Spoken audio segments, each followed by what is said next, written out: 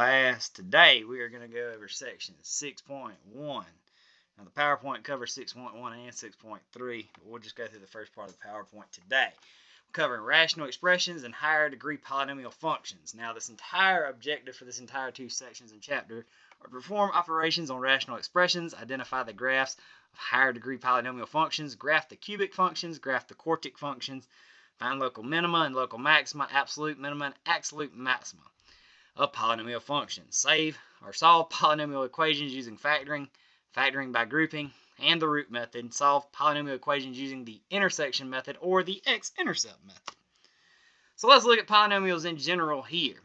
Okay, so we have p of x equals a sub n raised to the x to the n plus a sub n minus 1 times x to the n minus 1 plus, and we can basically create whatever polynomial we want here.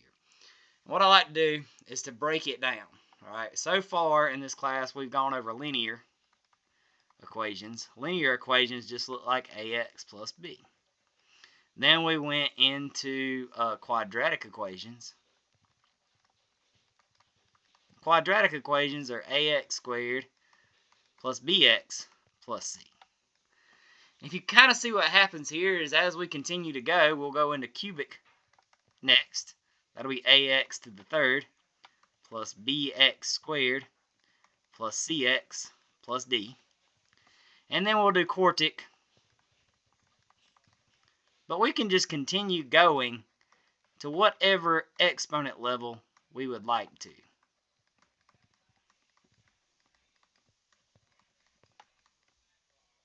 Okay? So this is our basic layout for polynomials. Okay, we can have any degree we want to, as high as we want to. We can go up to 100, we can go up to 1,000,000, technically. Okay, we judge the degree of the polynomial based on the exponent of the highest exponent of the variable. In this case, x. The highest variable of this exponent, or in this exponent here for this equation, p of x, is n. Now our leading coefficient is the number that is in front of the variable with the highest exponent. In this case, it's a sub n. Easy enough. Let's do it with an actual concrete example because we won't just have theoretical examples. So it says state the degree and leading coefficient for f of x equals 6x minus 3x to the fifth plus 5.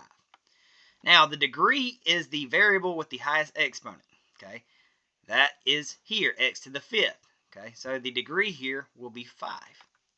And the leading coefficient is the number that's in front of that variable with the highest exponent, in this case, -3. It's not always the first number that shows up, and it's not always the first variable that shows up. It could be in any order, so you have to go through and pick out the variable with the highest exponent, and that exponent is your degree, and whatever number is out in front of that, including the sign of it, is your leading coefficient. Now, let's look at rational expressions and simplifying. We could have p of x, which is an individual function, over q of x, which is another individual function.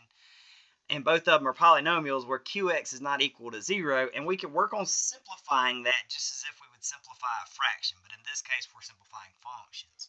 Now, the method in which we're going to go about doing that is we're going to factor the numerator and the denominator both separately and completely.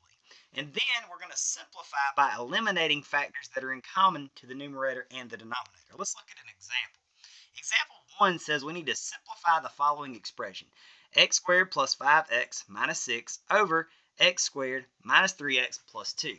Now, first thing we got to do is factor the numerator and denominator completely. So let's work on doing that. So I'm going to draw a line here, and I'm going to factor the numerator first. Now, I'm going to factor the numerator into two factors. Okay, it's an x squared. It's a simple x squared one, so we know it's going to break up into an x and an x here. Now I just need two things that multiply to -6 and add to a +5. So multiply to a -6, add to a +5. I'm thinking +6 and -1. Okay, and I've factored the top. Now I'm going to factor the bottom as well, so I'm going to break that into two factors here. It'll be an x and an x. And I need two things that multiply to 2 and add to -3. Well, how about -2 and -1? So now I've factored the bottom. Now, if you notice, after you factor the bottom here, you can see what cancels. I have an x minus 1 here and an x minus 1 here. These two factors are going to cancel. Now we can simplify this polynomial expression down to x plus 6 over x minus 2. We have simplified by eliminating the fractions and combining to the numerator and the denominator, and we have our most simple form here, the x plus 6 over the x minus 2. Typically, something's always going to cancel in these style of examples. Let's look at a few more of these examples then. We have in this one 3x squared minus 14x plus 8 over x squared minus 16.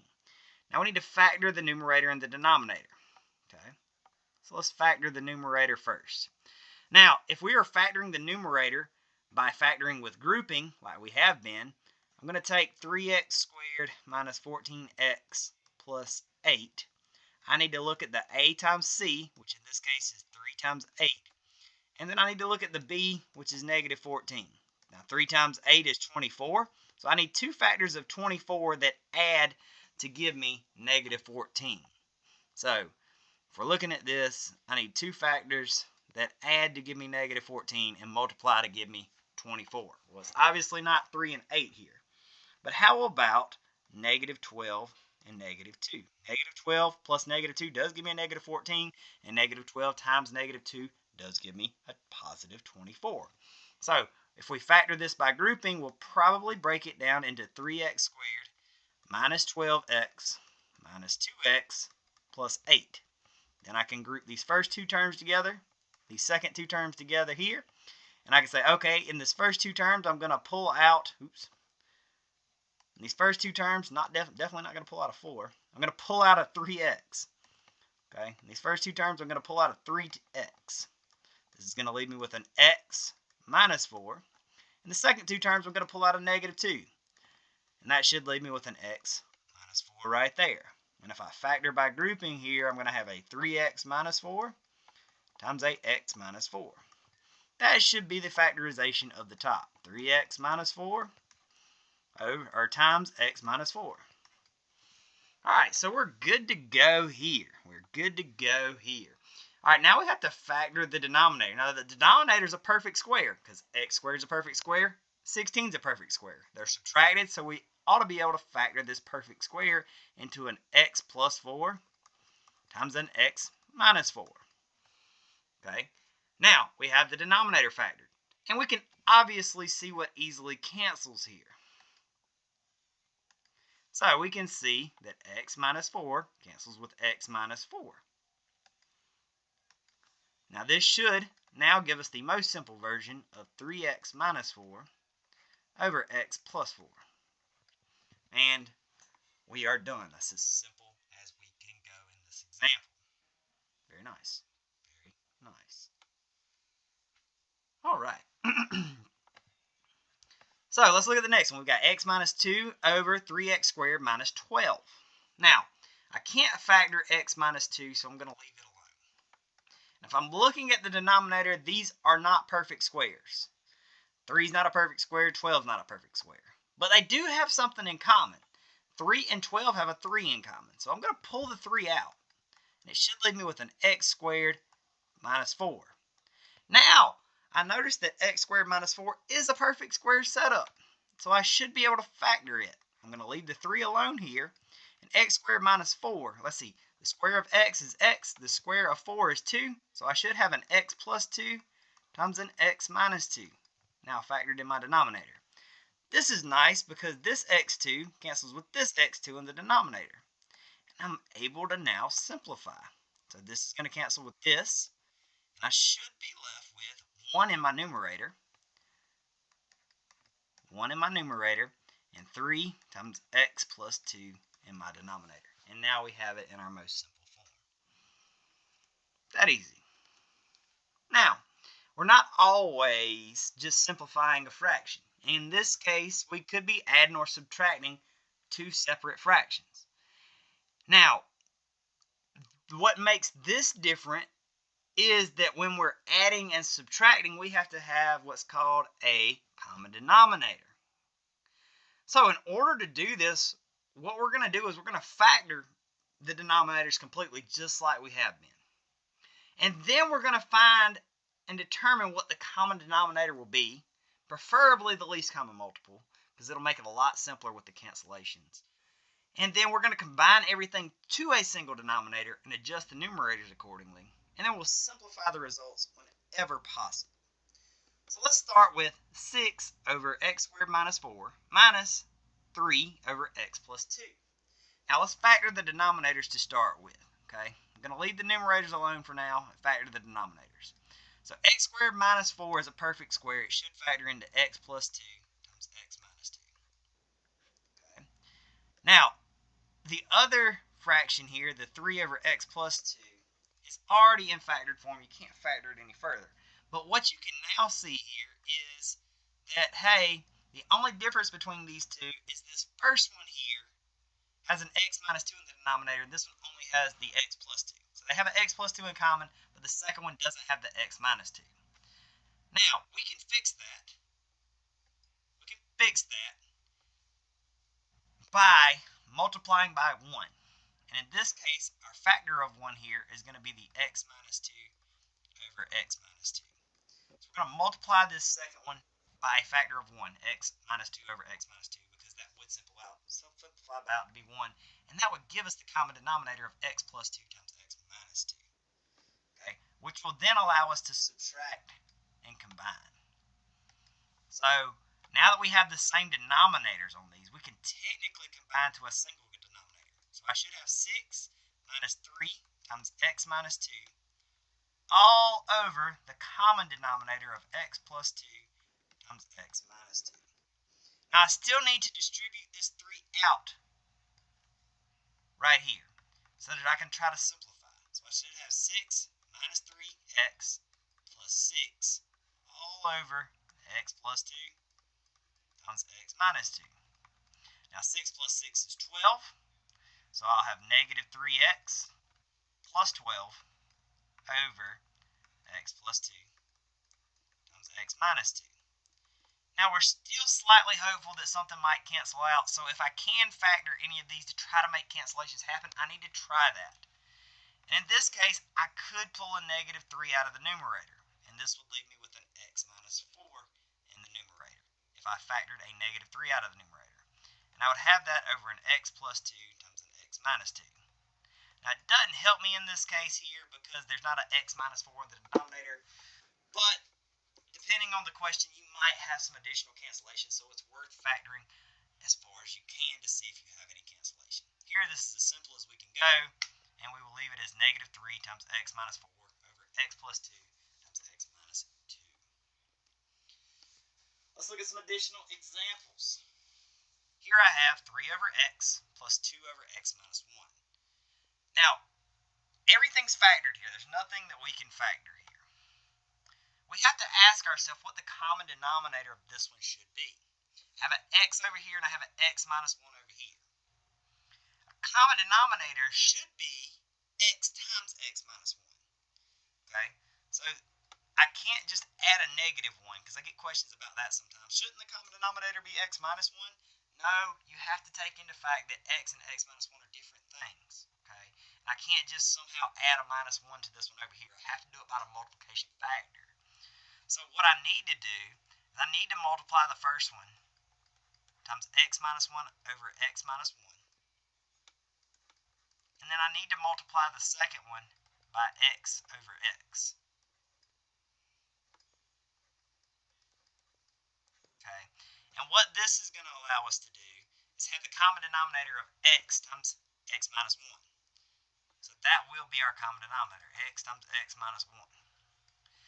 Then I still do need to distribute and simplify the numerator, because in the numerator, technically, what we'll have is x minus 1 times 3 plus x times 2. And that needs simplification.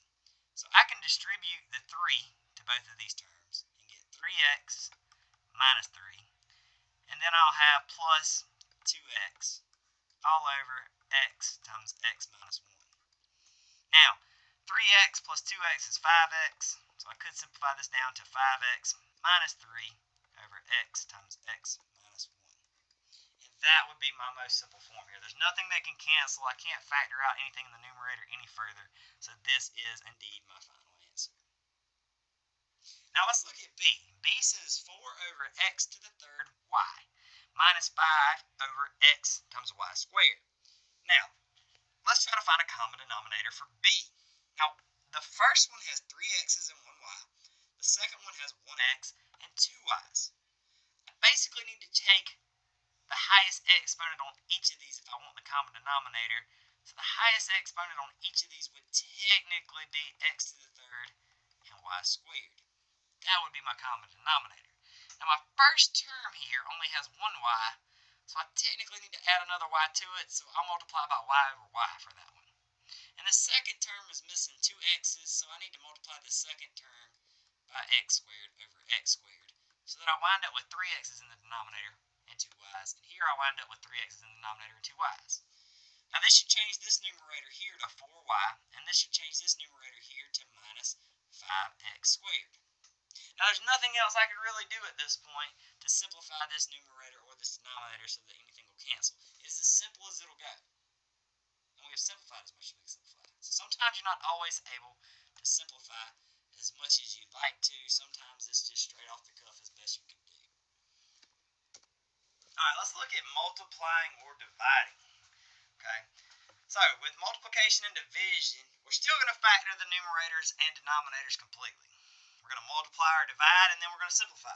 Keep in mind that when we're multiplying and dividing fractions, this is how it works. With multiplication, we simply multiply across the top and across the bottom. So here, if I have a over b times c over d, all I'm doing when I multiply is multiplying straight across the top, so it's technically just ac over bd, which you could even simply write as ac over bd. You don't even have to write the multiplication sign between the two like I did because it's applied. But with division, we have a little bit of extra step here. I like to call this one keep, change, and flip.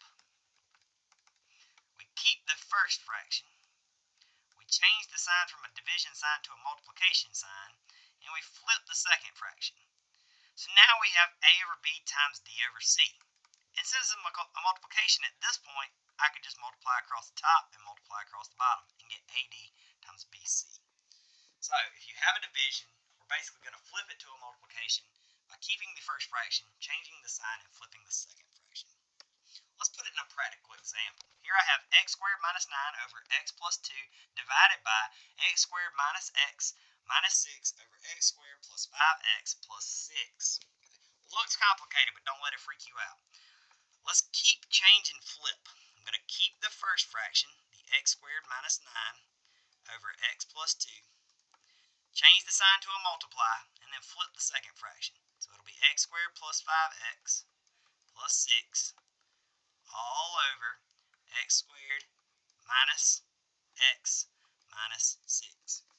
Now, because it's a multiplication, essentially I'm just multiplying across the top and multiplying across the bottom.